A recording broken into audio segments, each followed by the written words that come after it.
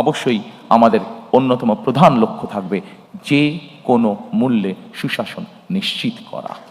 2001 সালে বাংলাদেশকে আন্তর্জাতিক সংস্থা দুর্নীতিতে চ্যাম্পিয়ন ঘোষণা করেছিল।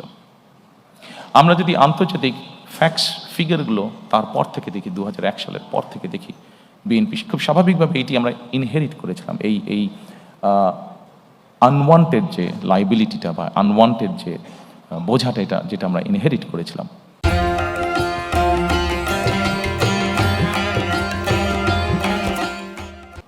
এবং তারপরে আমরা যদি খেয়াল করি, ফ্যাক্টস ফিগার যা বলে, বেগম খালেদা জিয়া সরকার পরিচালনা করার পর থেকে খুব কঠোর ছিলেন এই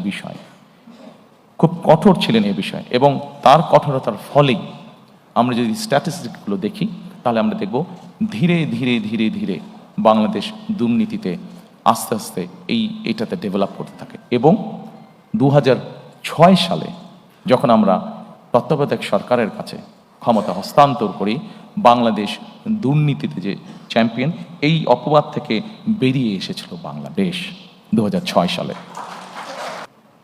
বাংলাদেশে বিএনপি সরকারই প্রমাণ করেছে একমাত্র যে তারা এই বিষয়টিকে কিভাবে নিয়ন্ত্রণ করতে হয় সেটি তারা জানে, এবং সেই কমিটমেন্টও আমাদের আছে।